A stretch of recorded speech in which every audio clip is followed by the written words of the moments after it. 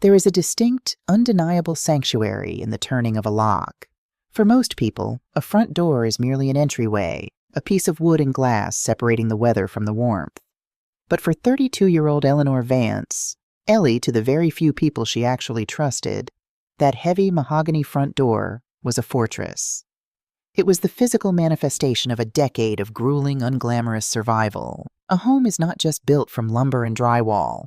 For women like Ellie, it is built from missed vacations, reheating cheap coffee in break rooms, and swallowing exhaustion while working 70-hour weeks as an independent software architect.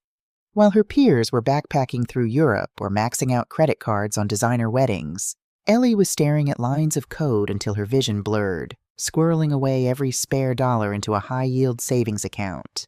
She didn't want luxury. She wanted independence. She wanted a place where the ground beneath her feet belonged to no one else. And she had found it.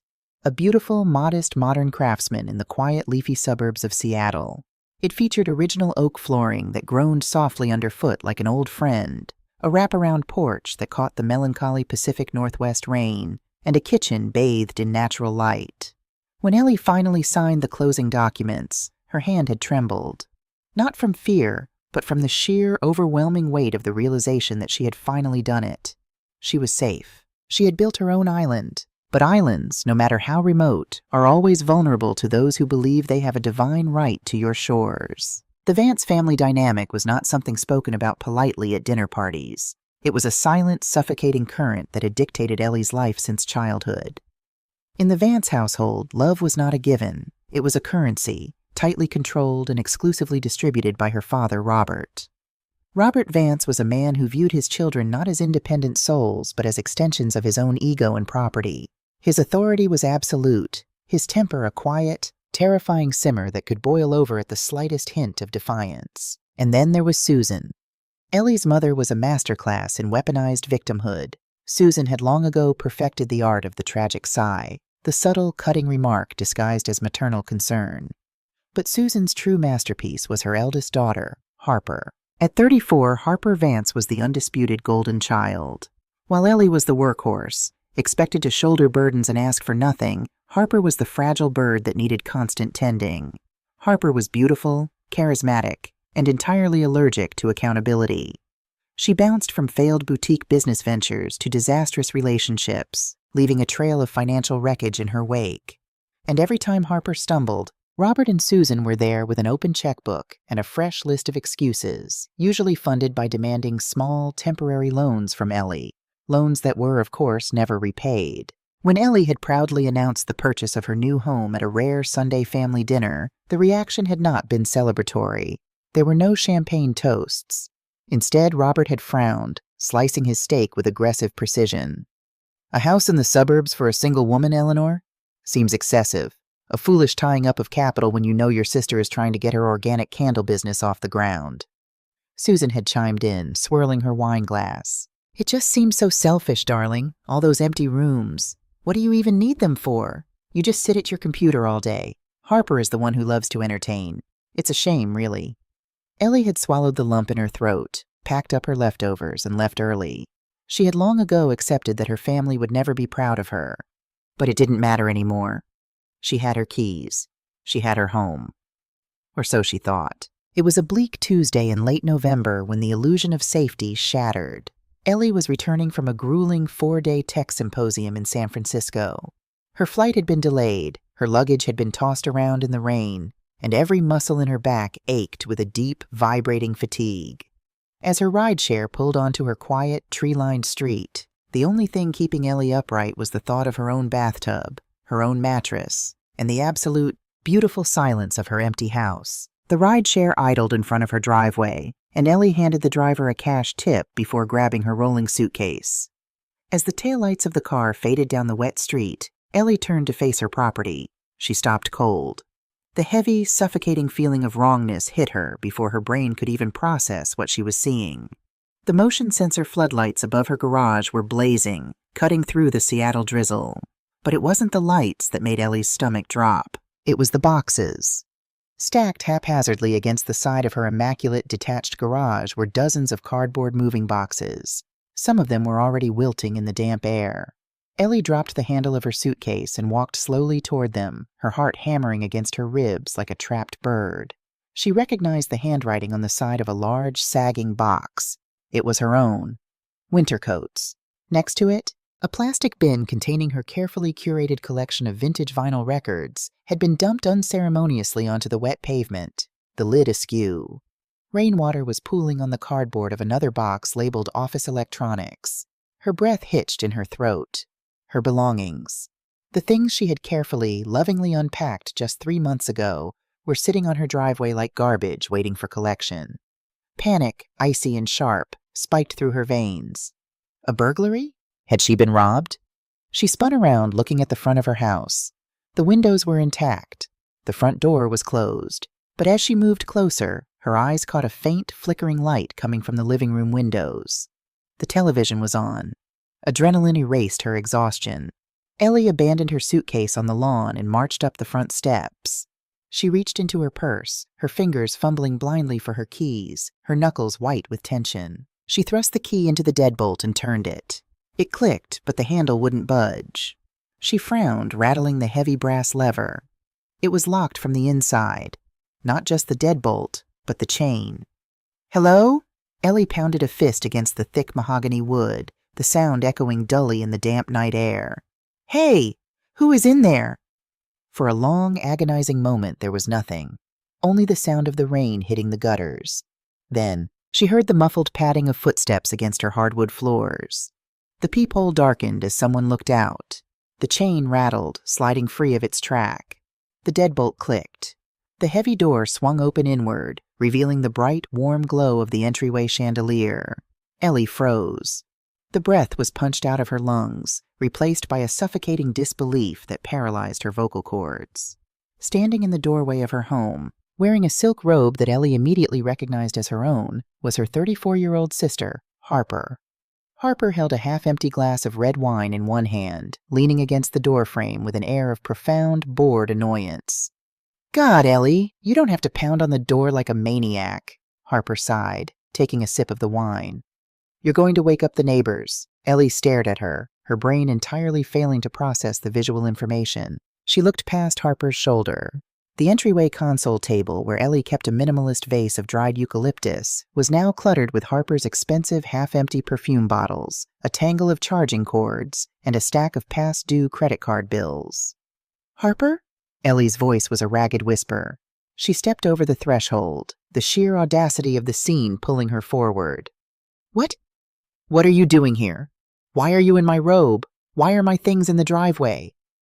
"Oh, those—" Harper waved a manicured hand dismissively toward the front yard.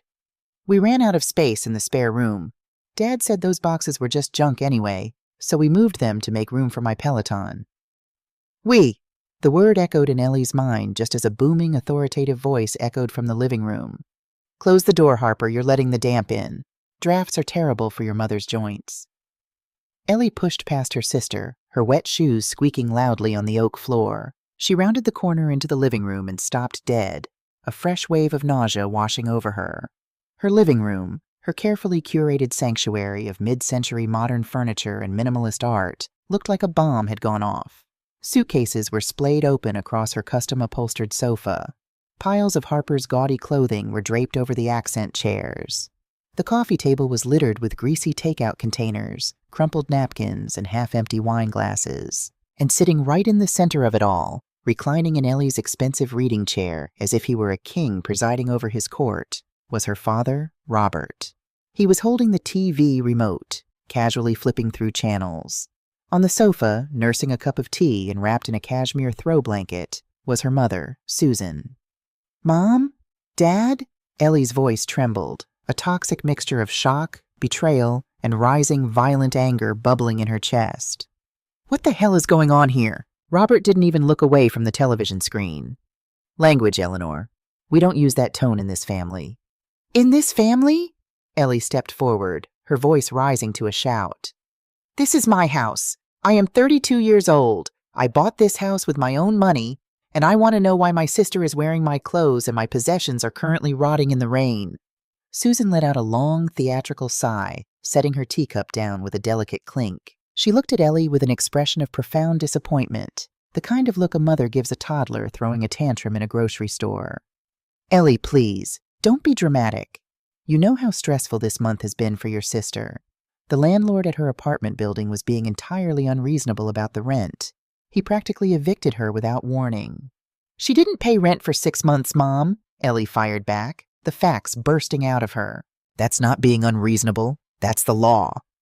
"It was a misunderstanding with the bank," Harper drawled, walking into the living room and flopping down next to her mother. She propped her bare feet that had just been walking on Ellie's pristine rugs, up onto the coffee table, right next to a greasy carton of lo mein. "Anyway, it's fine now. Mom and Dad helped me move my stuff over here this afternoon. We figured since you're always traveling for those boring computer things anyway, you wouldn't even notice." Ellie felt the blood drain from her face. She looked from her sister's smug face to her mother's placid expression, to her father's rigid, uncaring profile. They weren't visiting. They were moving in. Or rather, they were moving Harper in. "No," Ellie said, her voice dropping to a low, dangerous register. "No, absolutely not. You are not moving in here, Harper. This is not a hotel. This is my home." Robert finally muted the television and turned his head. His eyes were cold, hard flint. The patriarchal mask of absolute authority slid firmly into place. "Now you listen to me, young lady," Robert said, his voice deceptively quiet. It was the voice he used right before a punishment. "Your sister is in crisis. We are a family. Family takes care of family. You have 3 bedrooms in this oversized monument to your own ego. You do not need all this space. Harper needs a stable environment to get back on her feet." "She has had 34 years to get on her feet," Ellie screamed, the decade of repressed resentment finally fracturing. "I worked 80-hour weeks. I sacrificed everything for this place. You didn't give me a dime. You didn't even say congratulations when I closed. And now you just break in and claim it?" "We didn't break in," Susan sniffed, offended.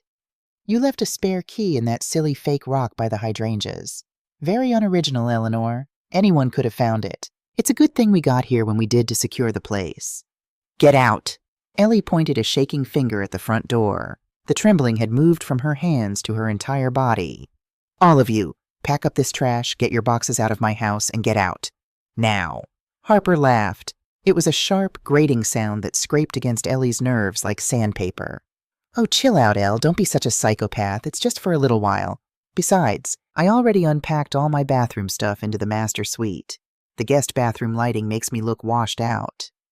The master suite, her bedroom, the sanctuary within the sanctuary, the image of Harper lounging in her bed, using her expensive skincare, tossing her carefully curated life aside like it was meaningless. It snapped the final thread of Ellie's self-control.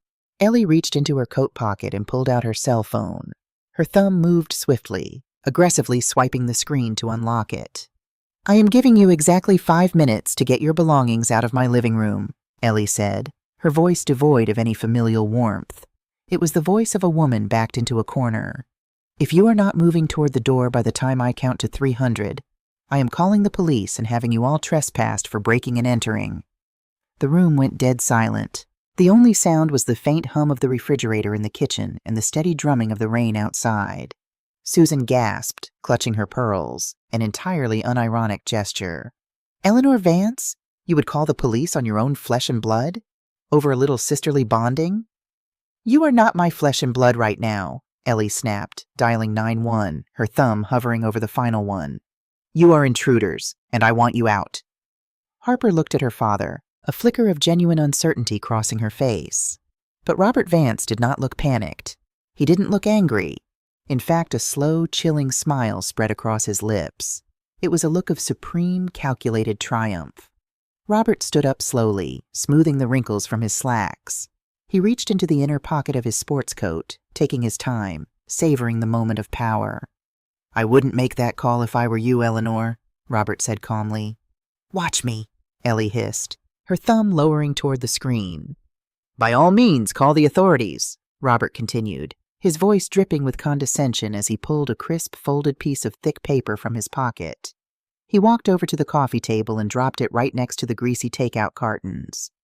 "But when they arrive, I don't think you're going to like what they have to say." Ellie stared at the folded paper. A heavy, instinctual dread pooled in her stomach. The logical part of her brain, the software architect that built foolproof systems, screamed that something was terribly, terribly wrong.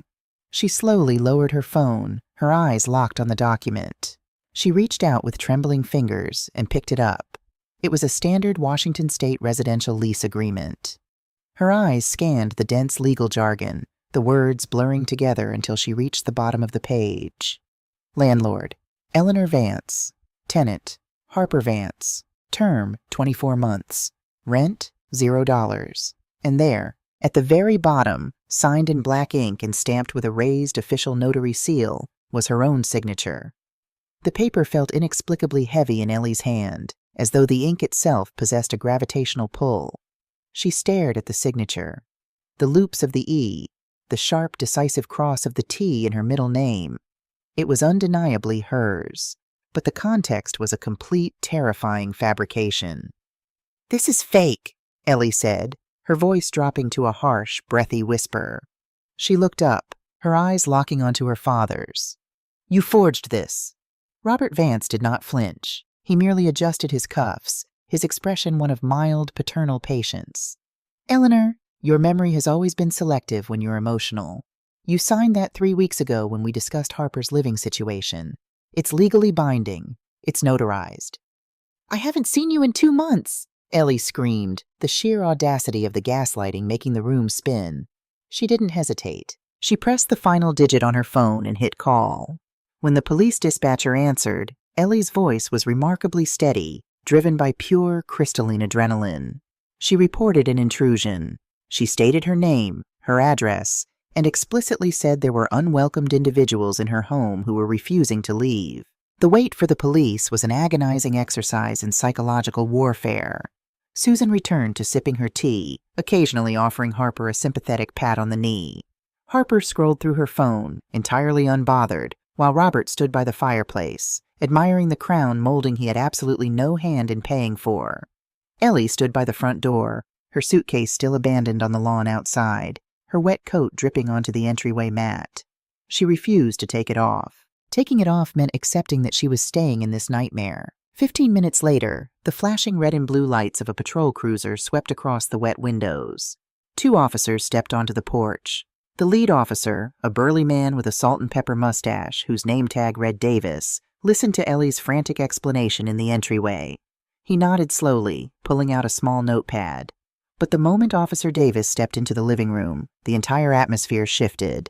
Robert immediately stepped forward, extending a hand with the practiced charm of a man who belonged to country clubs and Rotary associations. "Officers, I'm so sorry you had to come out in this weather. Robert Vance. This is just a terrible family misunderstanding. My youngest daughter here has a bit of a temper, and unfortunately she's trying to unlawfully evict her sister in the middle of a rainstorm." "I am not trying to evict anyone," Ellie interjected, her voice shrill with panic. "She doesn't live here. They broke in while I was on a business trip. That lease is a forgery." Officer Davis held up a thick, gloved hand to stop the shouting. He turned to Robert. "You have a lease, sir?" Robert smoothly handed over the document. Officer Davis pulled a flashlight from his belt, illuminating the paper in the dim living room. He read it in silence, his thumb tracing the raised seal of the notary public at the bottom. "Ma'am," Officer Davis finally said, turning to Ellie. The pity in his eyes was the most devastating thing she had ever seen. "This looks like a standard, legally executed lease. The signature matches your driver's license, and it carries a certified notary seal." "It's forged!" Ellie insisted, tears of sheer frustration finally stinging the corners of her eyes. "My father forged it. I bought this house for myself. Why would I sign a 2-year lease for $0 in rent?" "Family arrangements are often complicated, ma'am," the second officer chimed in softly. "But the fact remains this document establishes residency. Under Washington state law, your sister is considered a legal tenant." "So you're doing nothing?" Ellie demanded, pointing at Harper, who had the audacity to look frightened and victimized behind her mother's shoulder. "You're just going to let them steal my house?" Officer Davis sighed, clicking his pen closed. "I understand you're upset, but we are patrol officers, not a judge. We cannot determine the validity of a notarized contract on the scene. That is a civil matter. If you believe this document is fraudulent, You have to take it to civil court and file for a formal eviction. Eviction? Ellie choked on the word. That takes months. Yes, ma'am, it does, Davis replied grimly. And until a judge says otherwise, Miss Harper Vance has a legal right to occupy this dwelling. In fact, if you attempt to physically remove her, or if you cut off the utilities, change the locks again, or harass her, you will be the one facing criminal charges for illegal eviction. CD. The silence that followed was absolute. The legal trap had snapped shut with terrifying precision. Ellie looked at the officers, the men supposed to protect her, and realized they were completely paralyzed by a piece of paper. The law, designed to protect vulnerable renters from slumlords, was being expertly weaponized by a family of parasites. There's one more thing, Robert said, his voice laced with manufactured concern. Given Eleanor's erratic behavior tonight, my wife and I are very concerned for Harper's safety. Eleanor is clearly unstable. I don't think it's a good idea for them to be in the same house tonight. Officer Davis looked at Ellie's flushed face, her trembling hands, and the wild, desperate look in her eyes. Then he looked at Harper, who was now expertly squeezing out a single pathetic tear. Ma'am, the officer said to Ellie, his tone shifting from polite to authoritative. Given the hostility, I highly recommend you find somewhere else to stay tonight to let things cool down. If we get called back here for a domestic disturbance, someone is leaving in handcuffs. And as the landlord, you are opening yourself up to significant liability. They were kicking her out. The realization hit Ellie like a physical blow to the stomach. She was standing in the house she had bled for, the house whose mortgage was strictly in her name, and she was being told to leave so her abusers could sleep comfortably in her bed. Fine, Ellie whispered. The fight drained out of her, replaced by an icy, suffocating numbness. Fine. She didn't look at her parents. She didn't look at her sister. Ellie turned on her heel, walked down the hallway to the master bedroom, and opened the door. The scent of Harper's cloying, expensive perfume hit her instantly. Her silk sheets were rumpled. Harper's makeup was scattered across Ellie's pristine vanity. Moving like a machine, Ellie grabbed a duffel bag from the closet. She threw in a few changes of work clothes, her laptop, her chargers, and her locked firebox containing her vital documents. When she walked back out to the entryway, the police were waiting by the door. Robert was thanking them for their service. Ellie walked out into the freezing rain, grabbed the handle of her wet suitcase, and walked to her car. She didn't look back at the illuminated windows of her own home. 20 minutes later, Ellie was sitting on the edge of a sagging, floral-patterned bed in a cheap motel off Interstate 5. The room smelled of stale cigarette smoke and industrial bleach. The neon sign outside blinked violently, casting a sickly red glow across the peeling wallpaper. For the first hour, Ellie cried. She curled her knees to her chest and wept with the kind of primal, ugly grief that comes from profound betrayal. She mourned the safety she thought she had bought. She mourned the mother and father she had always known were flawed, but never truly believed were evil. But tears do not solve equations, and Eleanor Vance was, above all things, a master of logic. Sometime around 2 a.m., the tears stopped. The emotional hemorrhage clotted. The frightened, betrayed daughter vanished into the ether of the cheap motel room, and the senior software architect took her place. Ellie stood up, washed her face with cold water in the rust-stained sink, and opened her laptop. Her family thought they had outsmarted her. Robert thought his country club arrogance and forged paper made him untouchable. But they had made a fatal miscalculation. They had treated Ellie like a naive, emotional girl. They forgot that she built complex, impenetrable systems for a living. They forgot that she knew how to find the vulnerabilities in any code.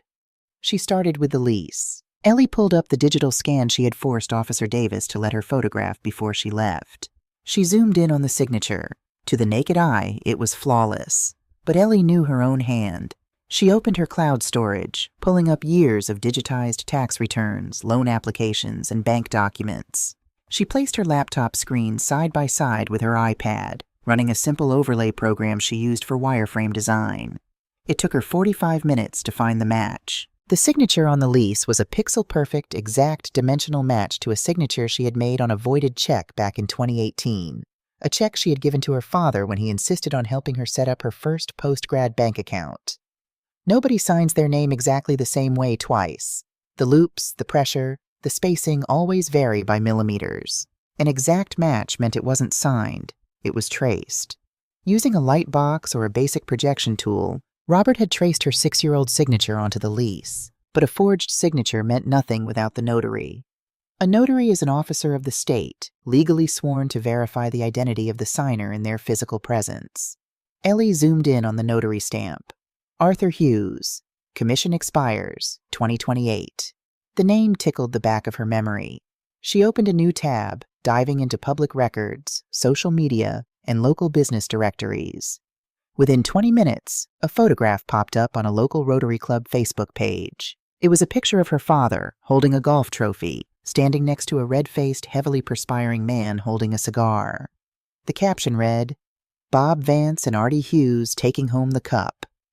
Arthur Hughes was Robert's longtime drinking buddy, a man who owned a failing used car dealership and evidently used his notary stamp as a favor for his friends, completely ignoring the legal requirement that the signee be present.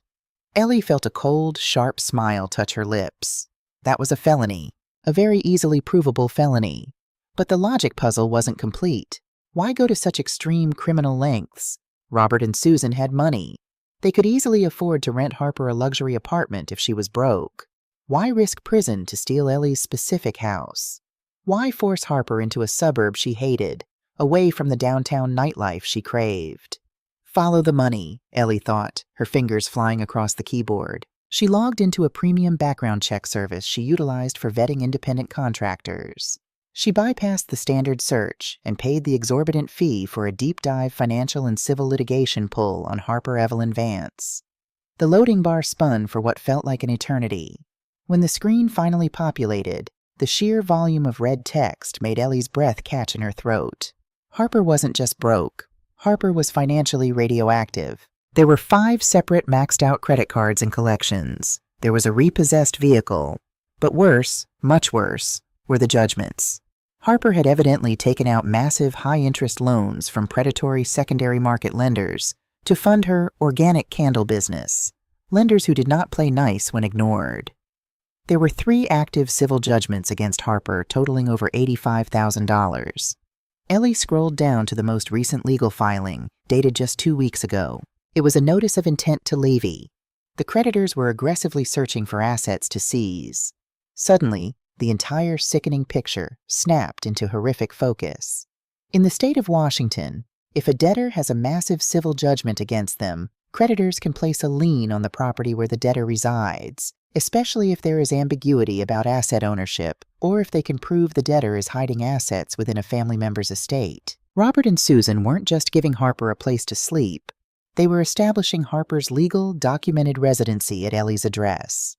Once Harper's creditors realized she lived in a $500,000 home with a massive amount of equity, they would tie the property up in endless, suffocating legal battles, attempting to force a sale to collect Harper's debt. Her parents were turning Ellie's house into a financial meat shield. They were willingly, calculatingly serving Ellie up to the wolves so their golden child wouldn't have to face bankruptcy or jail time. Ellie sat back in the cheap motel chair, the glow of the laptop illuminating her pale face. The betrayal was so profound, so meticulously evil, that it transcended sadness. It crystallized into something entirely different. Pure, unadulterated resolve. They thought she would panic. They thought she would hire a cheap lawyer, drag herself through months of civil eviction court, bleeding money she didn't have while they lived rent-free and let the creditors destroy her equity. They didn't know she had a secret weapon. A weapon Robert, in his supreme arrogance, had completely overlooked when he assumed he had disabled her security. Ellie opened an encrypted application on her desktop. It wasn't tied to the home's Wi-Fi. It wasn't part of the standard smart home package Robert thought he had neutralized by flipping the main breaker before moving in. It was a standalone, battery-operated cellular backup hidden camera system Ellie had installed herself inside the living room smoke detector, designed specifically for times when she traveled out of state. She clicked on the cloud storage archive, selecting the date and time from earlier that afternoon. The video buffered, then played in crisp 4K resolution, complete with crystal clear audio. There in her living room were Robert and Susan.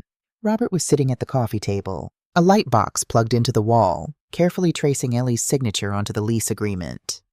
"Hold the paper steady, Susan," Robert's voice came through the speakers, sharp and annoyed. If this doesn't look perfect, the cops won't buy it. I just feel a little bad, Susan said, though her tone suggested she was talking about stepping on a bug, not destroying her daughter's life. What if they take the house from Eleanor to pay Harper's debt? Robert laughed, a cold, dismissive sound that made Ellie's blood turn to ice. Then Eleanor learns a valuable lesson about sharing.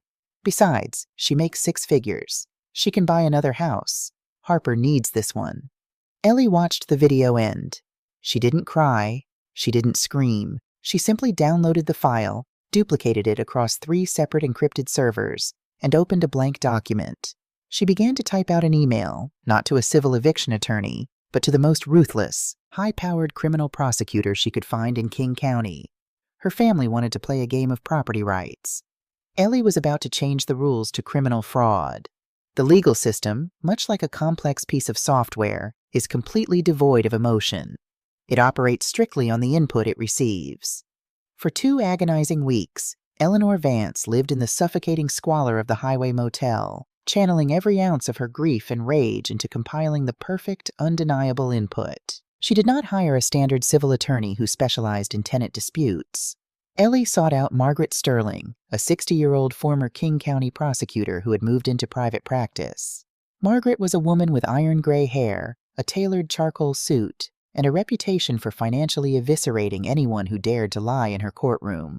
When Ellie sat in Margaret's plush mahogany-lined office and played the hidden camera footage, the older attorney had leaned back in her leather chair, a slow, predatory smile spreading across her face. "They think they are dealing with a civil eviction," Margaret had noted, her voice a dry rasp of amusement. "They think the worst-case scenario is that a judge tells them to pack their bags in 30 days. They have no idea they've constructed their own prison cell." Ellie had simply nodded, her eyes dead and cold. "I don't just want my house back, Margaret. I want them to understand that I am no longer their property." The day of the hearing arrived with the gray, oppressive drizzle typical of a Seattle morning. The King County District Courthouse was a brutalist structure of concrete and fluorescent lighting, smelling faintly of floor wax and stale coffee. Ellie sat at the petitioner's table, her posture perfectly rigid. She wore a tailored navy blouse and slacks, her hair pulled back into a severe, uncompromising knot. She looked every inch the successful, disciplined woman her family so deeply resented. When the double doors at the back of the courtroom swung open, the Vance family entered as if they were arriving at a theater premiere where they were the tragic stars. Susan Vance clutched a lace handkerchief, dabbing at eyes that were entirely dry, leaning heavily on her husband's arm. Harper trailed behind them, wearing a beige cashmere sweater that Ellie distinctly remembered buying for herself in Paris. Harper looked bored, scrolling on her phone, utterly unconcerned with the legal proceedings. Why should she be? Her father had always fixed everything. Robert Vance strode down the center aisle with the booming confidence of a man who owned the building. He wore his best golfing blazer, his silver hair impeccably combed. When he glanced at his daughter sitting at the plaintiff's table, he offered a small, condescending shake of his head, a patriarch disappointed in a rebellious child. Judge Eris Thorne, a no-nonsense magistrate with a deeply lined face and a terrifying lack of patience, called the room to order. "Case number 44B, Vance versus Vance," Judge Thorne announced, peering over his reading glasses. "Petition for emergency eviction and nullification of a residential lease. Ms. Sterling, you represent the plaintiff. You're claiming the lease is fraudulent?" "We are, Your Honor," Margaret stated smoothly, standing up. "We assert the signature was forged and the notary seal was obtained illegally." Robert's attorney, a slick, overworked public defender type they had hired on the cheap, stood up. "Objection, Your Honor. My clients have provided a legally binding, notarized document. The plaintiff is simply experiencing seller's remorse, or rather landlord's remorse, due to a petty sibling rivalry. The father, Robert Vance, is prepared to testify under oath to the validity of the signing." "Let's hear it. Then," Judge Thorne grunted. "Mr. Vance, take the stand." Robert swore on the Bible with practiced ease. He settled into the witness box, adjusting his tie, exuding the calm, reasonable aura of a loving father forced into a terrible position. Under the gentle questioning of his own lawyer, Robert painted a masterpiece of manipulation. He described Ellie as financially successful but emotionally unstable and deeply jealous of her sister. He testified, without a single stutter, that Ellie had willingly signed the lease during a family dinner 3 weeks prior, begging Harper to move in to keep her company. "And the notary, Arthur Hughes?" his lawyer asked. "A respected local businessman," Robert lied effortlessly. "He came to the house, checked Eleanor's identification, and stamped the document right there in the dining room." Margaret Sterling stood up for cross-examination. She did not bring a notepad. She simply walked toward the witness stand, her heels clicking rhythmically against the linoleum floor. "Mr. Vance," Margaret began, her tone deceptively polite, "you are quite certain you saw your daughter sign this document?" "Absolutely," Robert said, puffing his chest out slightly. "And you are aware that perjury in a civil court carries significant penalties?" "I am telling the truth, counselor. I have nothing to hide." "Fascinating," Margaret mused. "Because when you moved your daughter's belongings into my client's home, you made a point to locate the main electrical panel in the garage. You flipped the breaker, cutting power to the house for exactly 45 minutes. Why was that, Mr. Vance?" A microscopic flicker of unease crossed Robert's face, but he quickly masked it. "Safety precaution. I was installing a new ceiling fan in Harper's room. Didn't want to risk a shock." "A ceiling fan," Margaret repeated. "Not because you were attempting to disable the home's smart security cameras before bringing your forgery tools into the living room?" Robert let out a booming, dismissive laugh. Susan in the gallery dramatically gasped. "That is absurd. My daughter's cameras were hardwired. When I turned the power off, they went offline. It was just a coincidence." "You are absolutely correct, Mr. Vance," Margaret said, her voice suddenly dropping its polite veneer, sharpening into a blade. "The hardwired cameras did go offline. But my client is a senior software architect. She doesn't rely on standard consumer electronics. She utilizes a secondary, battery-operated cellular system hidden inside the smoke detectors. A system that continues to record in 4K resolution, regardless of the breaker box." The color vanished from Robert Vance's face. It was instantaneous, like a plug being pulled from a drain. In the gallery, Harper stopped scrolling on her phone. Margaret turned to the judge. "Your Honor, I would like to submit Plaintiff's Exhibit A into evidence. A video recording from the living room of the disputed property, time-stamped on the afternoon the defendants illegally entered." Judge Thorne nodded, signaling the bailiff to set up the court's monitor. The courtroom sat in breathless silence as the screen flickered to life. The overhead angle provided a perfect, unobstructed view of Ellie's living room.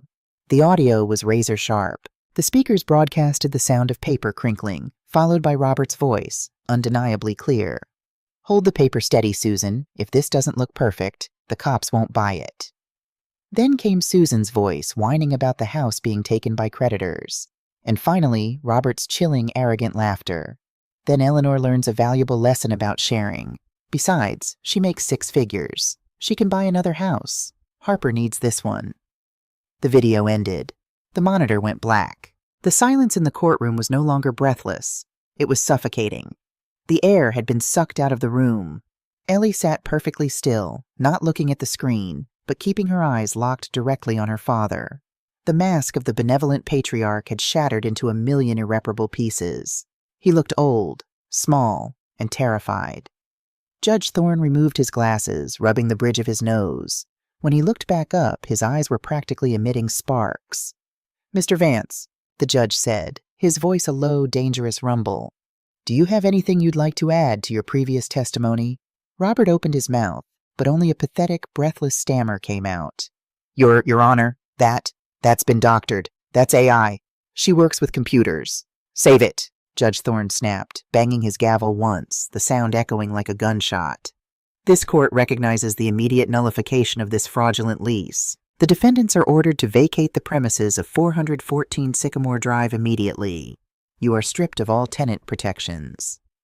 Susan burst into real tears, loud and hysterical. Harper looked around wildly, the reality of losing her luxurious free housing finally penetrating her entitlement. "Well," Robert said, his voice trembling as he stood up, desperately trying to salvage some shred of his dignity.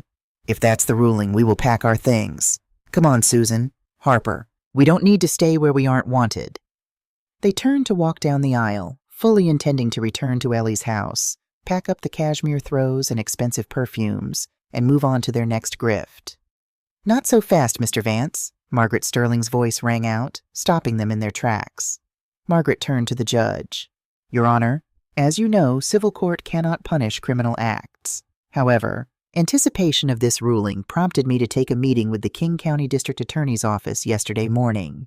We provided them with the video evidence, as well as an affidavit from Mr. Arthur Hughes, the notary, who confessed to stamping the document without my client present in exchange for immunity. Robert froze. His hands began to shake visibly. Forging a lease to establish false residency in order to defraud creditors and steal equity is a Class C felony in the state of Washington, Margaret continued, her voice echoing off the concrete walls. Conspiracy to commit fraud is another. As if on cue, the heavy wooden doors at the back of the courtroom pushed open. 2 uniformed sheriff's deputies stepped inside, their faces grim, handcuffs rattling softly at their belts. "Robert Vance and Harper Vance?" one of the deputies asked, though it wasn't a question. "Dad!" Harper shrieked, her voice cracking in genuine terror as the deputies approached. "Dad, what's happening? Tell them to stop. I can't go to jail. I have a skincare routine." "Eleanor!" Susan wailed, rushing toward the dividing rail, her face flushed and streaked with mascara. "Eleanor, please, tell them it's a joke. He's your father. She's your sister. You can't let them do this. We are family." Ellie finally stood up. She walked slowly to the wooden rail separating the gallery from the court. She looked at her mother's weeping face.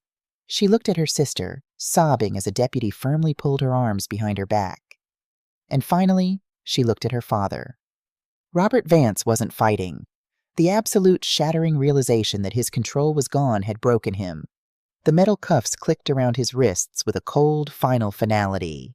Ellie leaned closer to her father, her voice perfectly level, devoid of any anger or sorrow.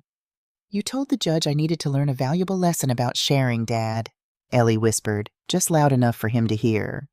"I prefer to think of it as a lesson in boundaries. Have a nice life." She turned her back on them and walked out of the courtroom. She didn't look back when Harper started screaming her name, and she didn't flinch when her mother collapsed onto the courtroom benches in a theatrical faint. By late afternoon, the Seattle rain had finally stopped, giving way to a brilliant golden-hour sunset that bathed the suburbs in a warm amber light. Ellie pulled into her driveway. The unauthorized moving boxes were still wet on the lawn, but she didn't care. She walked up the steps, pulling a brand-new, freshly cut silver key from her pocket. She slid it into the deadbolt. It turned with a heavy, satisfying thunk. She pushed the door open. The house was a mess. There were takeout containers to throw away, linens to burn, and floors to aggressively scrub with bleach. It would take a full weekend of labor to scrub the lingering scent of her family's entitlement from the walls. But as Ellie stepped over the threshold and closed the heavy mahogany door behind her, locking it tight, a profound, unshakable peace settled over her shoulders. She walked into the living room, picked up one of Harper's expensive cashmere sweaters from the sofa, and calmly dropped it into a black garbage bag. Blood might give people the title of family, but it does not give them the right to consume you. Ellie had fought for her island. She had defended her sanctuary. And as the fading sunlight caught the edges of the room, she knew with absolute certainty that the only footsteps that would ever echo in these halls again would be her own. Keys can open doors, but only respect and the fierce, uncompromising enforcement of your own worth allows you to truly live inside. The grinding machinery of the criminal justice system is not a sudden guillotine. It is a slow, methodical press. For the Vance family, who had spent their entire lives treating consequences as something that only happened to other, lesser people, the reality of that press was utterly incomprehensible. While Ellie spent her first weekend back in her own home systematically erasing her family's presence, scrubbing the hardwood floors with Murphy oil soap, throwing Harper's abandoned cosmetics into heavy black contractor bags, and airing out the cloying scent of her mother's floral perfume, Robert and Harper Vance were experiencing a violently different kind of weekend. The King County Correctional Facility in downtown Seattle does not care if you belong to the prestigious Oak Harbor Country Club. It does not care if you wear cashmere or if your skincare routine requires serums that cost more than a car payment. When the heavy steel doors clanged shut behind them, the illusion of Robert's patriarchal invincibility shattered completely. Robert's first 48 hours in holding were an exercise in escalating humiliation. He had confidently assured Harper, right before they were separated into different processing areas, that his attorney would have them out on bail before dinner. He genuinely believed that a few phone calls to his golfing buddies, A couple of heavy-handed favors called in, and the whole misunderstanding would be swept under the rug. He was Robert Vance, after all. He was a job creator. He was a respectable citizen. But Margaret Sterling, Ellie's attorney, had anticipated this exact brand of arrogance. She had proactively furnished the district attorney's office with a meticulous dossier not just of the forged lease, but of the wider financial implications. She painted a crystal-clear picture of flight risk and ongoing financial fraud. The judge at their arraignment hearing, a notoriously stern woman who had zero patience for white-collar entitlement, set their bail at a staggering $250,000 each. Robert's prized attorney, the slick man who had confidently stood beside him in civil court, suddenly stopped returning his calls when the retainer check bounced. The creditors, alerted by the sudden flurry of legal activity and the nullification of the fraudulent lease, had immediately moved to freeze Robert and Susan's joint bank accounts, suspecting them of aiding and abetting Harper in hiding assets. There was no bail money. There were no favors left to call in. For the first time in his 62 years of life, Robert Vance sat on a thin, plastic-covered mattress in a cell that smelled of bleach and despair, wearing a scratchy orange jumpsuit, and realized that his words no longer carried any weight whatsoever. He could not order the guards around. He could not manipulate his cellmate. He was entirely, devastatingly powerless. Harper's descent into reality was far less quiet. It was explosive. Harper had spent her entire 34 years being shielded from the concept of the word no. Her mother had padded every sharp corner of her life. Her father had bought her way out of every consequence. Stripped of her phone, her silk clothes, and her audience of enablers, Harper suffered a psychological collapse in the county jail.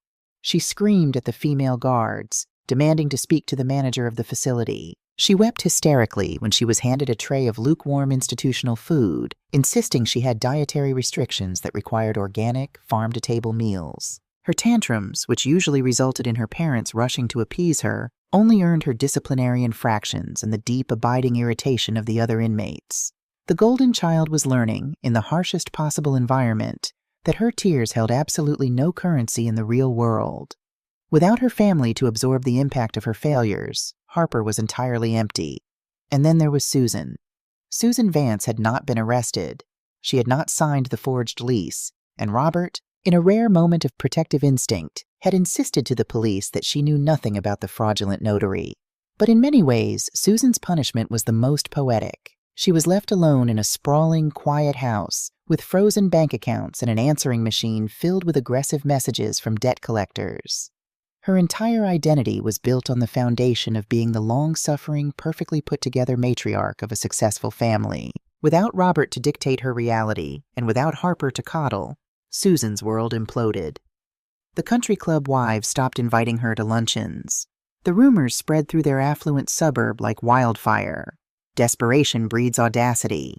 On the second Tuesday after the arrests, as the Seattle rain beat a steady rhythm against the windows, Ellie was sitting in her home office, nursing a cup of Earl Grey tea and reviewing a complex string of code. Her phone buzzed. It was a notification from her front porch camera. Ellie opened the app. Standing on her front porch, huddled under an umbrella, was her mother. Susan looked terrible. Her usually immaculate blonde hair was frizzy from the damp, and she was wearing a trench coat that looked hastily thrown on. She was clutching a soggy tissue, looking directly into the camera lens. "Eleanor," Susan's voice filtered through the tiny speaker on Ellie's phone, sounding reedy and pathetic. "Eleanor, darling, I know you're in there. Your car is in the driveway. Please, open the door. We need to talk. I brought your favorite shortbread cookies from that bakery downtown." Ellie stared at the screen. Her heart did not ache. Her stomach did not twist with guilt. There was a time not so long ago when the sight of her mother crying would have sent Ellie rushing to the door, desperate to fix whatever was broken, desperate to earn a crumb of affection. But that version of Eleanor Vance had died in a cheap motel room off Interstate 5. She pressed the microphone button on the app. Her voice echoed out onto the porch, crisp, digitized, and entirely devoid of emotion. "You are trespassing, Susan." Susan jumped at the sound of the disembodied voice, her eyes darting around wildly before locking back onto the camera. "Eleanor, thank God, please let me in. It's freezing out here. We have to figure this out. Your father is sick in that awful place. He has high blood pressure. You know that. And Harper. Harper is terrified. She called me crying. She says they're being so mean to her. That sounds like a matter for their public defenders, Ellie replied evenly, taking a sip of her tea. How can you be so cold? Susan shrieked, the mask of the sweet mother slipping to reveal the toxic, demanding core underneath. They are your family. You won. You got your stupid house back. Now call the prosecutor and tell them you made a mistake. Tell them you gave your father permission to sign that paper. If you don't drop these charges, they are going to go to prison, Eleanor. I cannot drop criminal charges, Susan, Ellie said, her voice remaining perfectly steady. The state of Washington is pressing charges, not me. But even if I could, I wouldn't. They forged legal documents to steal my home and saddle me with $80,000 of Harper's debt. She's your sister. You're supposed to help her. You have plenty of money, you selfish little brat. Susan slammed her open palm against the heavy mahogany door, her face contorting with ugly, unfiltered rage. Open this door right now. I am your mother, and I demand you fix this. Ellie watched the outburst with a clinical detachment. It was like watching a feral animal throw itself against unbreakable glass. I am giving you exactly 60 seconds to get off my property, Ellie said through the speaker. If you are not in your car and driving away, I am calling the police and having you arrested for violating the emergency restraining order I filed yesterday morning. Susan froze. The blood drained from her face. A restraining order? 60 seconds, Susan. 59. 58. Susan Vance stared at the camera for a long, agonizing moment. She searched the black, unblinking lens for any sign of the desperate, eager-to-please daughter she had manipulated for 3 decades. She found nothing. With a stifled sob, Susan turned, stumbled down the porch steps, and practically ran to her Lexus parked on the street. Ellie watched the taillights disappear down the wet suburban road. She closed the app, set her phone face down on the desk, and returned her attention to her code. She had a deadline to meet for a major client, and she would not let her mother's theatrics disrupt her workflow. The trial, when it finally arrived 6 months later, was a remarkably brief affair. There is a distinct lack of dramatic courtroom monologues when the evidence consists of crystal-clear 4K video and a full confession from a terrified co-conspirator. Arthur Hughes, the notary, had accepted a plea deal that required him to surrender his license and testify against Robert in exchange for probation. Faced with overwhelming, insurmountable evidence, the overworked public defenders advised Robert and Harper to take a plea deal. Taking it to a jury, they warned, would likely result in maximum sentences given Robert's utter lack of remorse and the premeditated nature of the crime. Ellie attended the sentencing hearing. She sat in the very back row of the gallery, wearing a sharp, tailored suit. Robert Vance looked 10 years older. The county jail had stripped him of his country club tan. His hair was thinning, his posture stooped. He did not look back at the gallery. He kept his eyes fixed on the floor. Harper looked even worse. She had lost weight, her skin was dull, and the arrogant sneer she used to wear like armor had been replaced by a vacant, terrified stare. The judge, the same severe woman who had set their bail, looked down at them with undisguised contempt. Robert Vance, the judge intoned, her voice echoing in the cavernous room. You orchestrated a complex fraud designed to exploit and steal from your own daughter. You weaponized the legal system to protect one child at the direct, devastating expense of the other. You have shown zero remorse, only regret that you were caught. I sentence you to 36 months in a state correctional facility. A collective gasp echoed from the few of Robert's former friends who had bothered to show up. Susan buried her face in her hands, weeping loudly. Harper Vance, the judge continued, shifting her gaze to the trembling woman. While your father orchestrated this crime, you were a willing and eager participant. Your sense of entitlement does not excuse your complicity in attempting to ruin your sister's financial future. I sentence you to 18 months in a state correctional facility, followed by 3 years of supervised probation, during which you will make full restitution to your creditors. The gavel fell. It was a heavy, final sound. The deputies moved in, placing the handcuffs back onto their wrists. As they were being led toward the side door that led to the holding cells, Harper finally turned around. Her eyes scanned the gallery, frantic and wet, until they landed on Ellie sitting quietly in the back row. Harper's mouth opened. Perhaps she wanted to apologize. Perhaps she wanted to hurl one last insult. But Ellie didn't give her the chance. Ellie didn't smile, she didn't gloat, and she didn't frown. She simply held her sister's gaze for one long, defining moment, and then she stood up, turned her back, and walked out the double doors into the bright, crisp afternoon air. The aftermath of a hurricane is always messy, but the air is undeniably cleaner once the storm has passed. A year after the sentencing, the Vance family estate was completely dissolved. The creditors, unable to attach liens to Ellie's property, had turned their full legal wrath upon Robert and Susan. To pay the massive legal fees and satisfy the aggressive civil judgments against Harper, Susan was forced to sell the sprawling family home. She moved into a small, rented apartment in a less desirable zip code, working as a receptionist at a dental office to make ends meet while her husband and daughter served their time. The country club revoked their membership. They became a cautionary tale whispered over martinis at dinner parties they were no longer invited to. Eleanor Vance, however, thrived. Without the suffocating toxic weight of her family's constant demands and emotional manipulation, her career skyrocketed. She was promoted to principal architect at her firm, earning a salary that allowed her to aggressively pay down the principal on her mortgage. But more importantly, her house finally became a home. She hired a professional landscaping crew to rip out the hydrangeas where her father had claimed to find the spare key, replacing them with a beautiful, modern rock garden. She repainted the guest room, the room Harper had tried to claim, a soothing, deep sage green, turning it into a dedicated library and meditation space. She hosted dinner parties for her colleagues and the small, fiercely loyal group of friends she had cultivated over the years. Her home was frequently filled with the sounds of genuine laughter, the clinking of wine glasses, and the warmth of chosen family. On a quiet Sunday evening in late autumn, Ellie sat on her wraparound porch, wrapped in a thick wool blanket. The Seattle rain was falling softly, misting the air with the smell of wet pine and damp earth. She held a mug of hot coffee in her hands, watching the streetlights flicker on down the quiet, safe suburban street. She thought briefly of her father in his cell. She thought of her sister, wearing standard-issue clothes. She felt a brief, fleeting pang of sorrow, not for the people they were, but for the family they could have been. If only they had possessed the capacity to love her as much as they loved themselves.